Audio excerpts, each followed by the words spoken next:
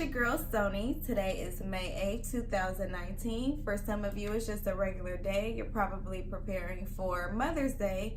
For me, it was the day my life changed forever. 18 years ago today, my mother passed away a few days shy of Mother's Day. I was an 11-year-old little girl. Had no idea how I was going to make it through life without her, but here I am, almost 30 years old, and I'm able to say I made it. Mama, I made it. With that being said, I wanted to use today as not a day for me to walk around and be sad, but over the 18 years that I've experienced without her, I have not only gone through my own trials and tribulations, but I've run into so many others who have also lost their parents. I did lose my father as well, but today I'm going to go ahead and talk about how I get through being motherless on Mother's Day. Being that I was so young when she passed away, I was at an age where I didn't understand the importance of holding on to memories or cherishing moments.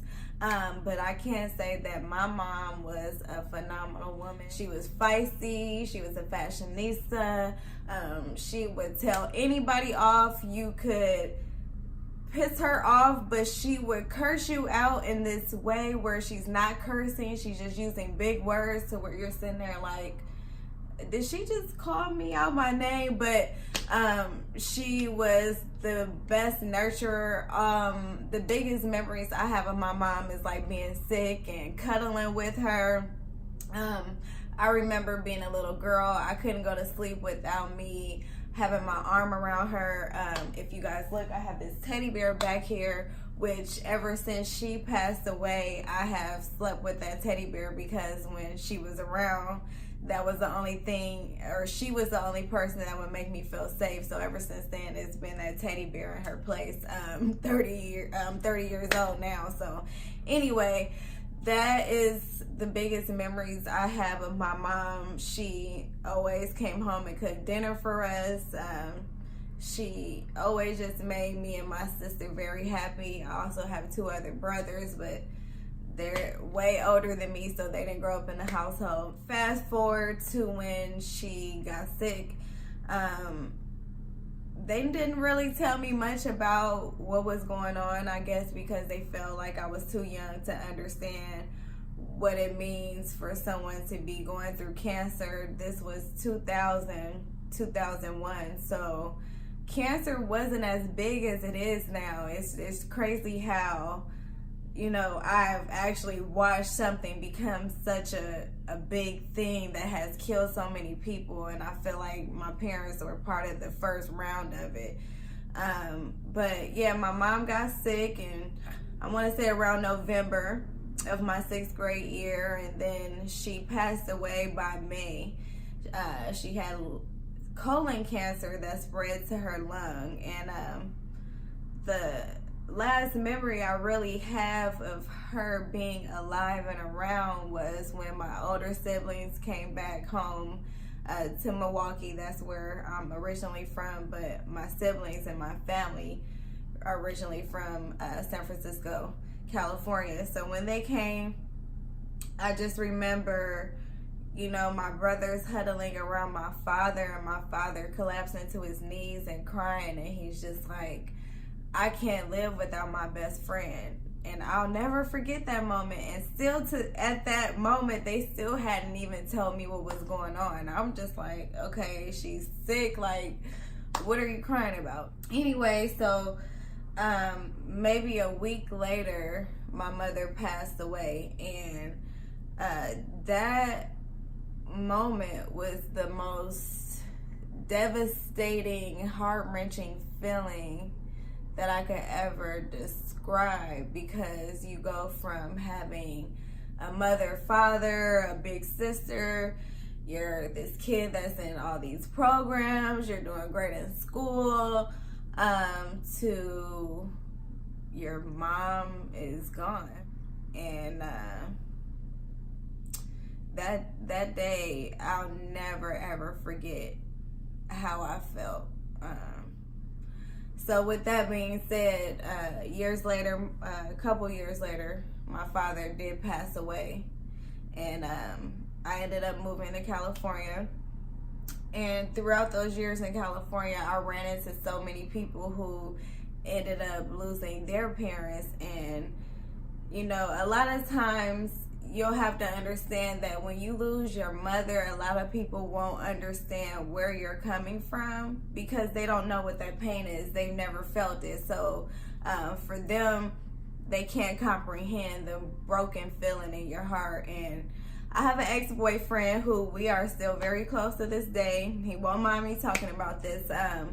But when I first moved to California, I remember crying on this day and him kind of like pushing me away because he didn't want to hear it. You know, he's a young teenage boy who wants to hear somebody crying about death, you know.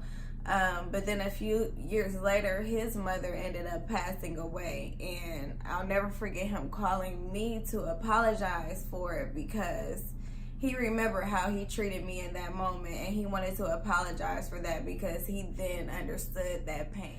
You know, losing your mother is a different kind of feeling. The fact that you grow inside of someone and then immediately is that bond, that electricity between you two. So to lose that part of you, no matter how old you are, is a devastating feeling. And I know people to this day who have lost their mothers and they have had a hard time coping with it. So that is part of the reason why I wanted to share my story and how I've gotten through these 18 years without my mom. First, I want to say remembering that your mother is in you is the first thing you have to remember. Whenever I get up in the morning, I look in the mirror and it's like freaking crazy how much I look just like my mother. Even my hands right now, I got my nails done in the same shape that she got hers done, and it freaks me out sometimes. So first, remember that she is always in you. Number two, remember that she's always with you. I'll never forget, it was, I want to say the same day that she had passed away. Being that I was in 6th grade, I didn't want to be at home with all of my family while they were grieving, so I asked my dad to take me to school. So later on that night when I got home, finally got with my older sister and we sat together and we cried and she was hugging me and we had this like lamp on the dresser, and I walked up to the dresser to get something out the drawer and then the lamp just started like flickering. So I jumped back. I'm like, what the, okay.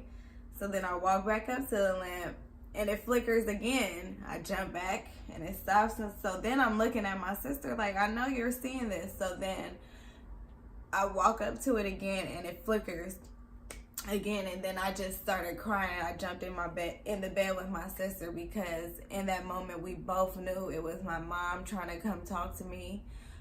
Because the night that she passed, I wasn't at the hospital with them.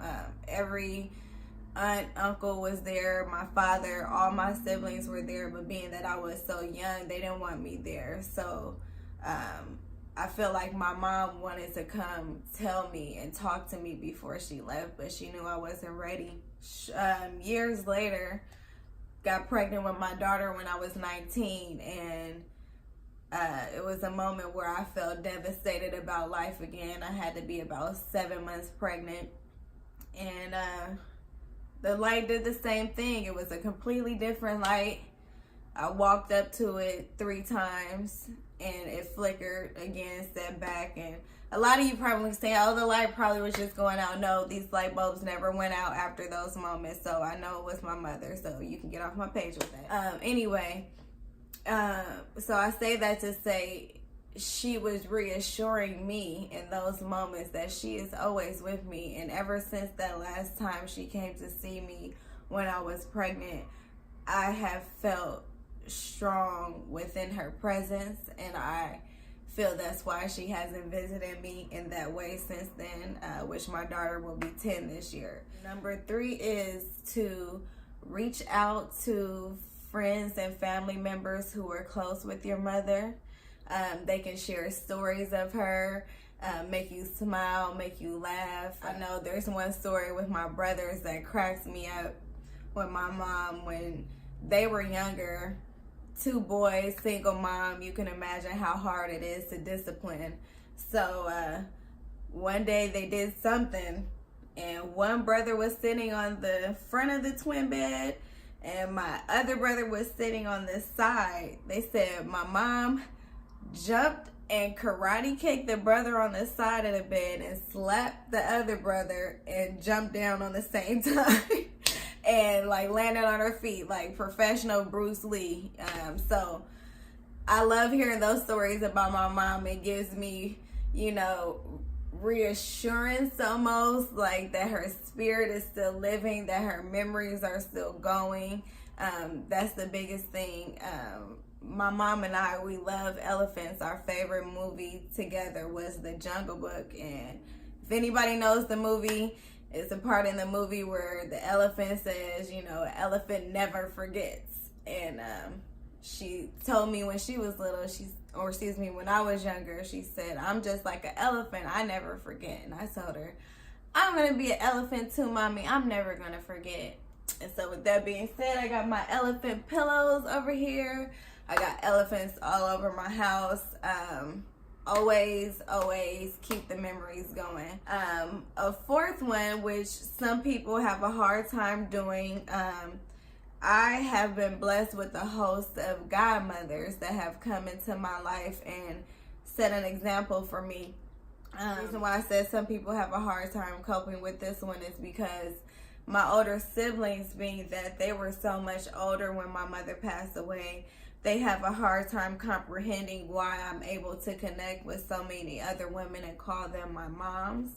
But I feel like for me, being that I was 11 years old, you know, I didn't get the chance to even really learn too much about how to be a woman from my mother. So I went ahead and, you know, growing up, a lot of my friends lent their mothers to me.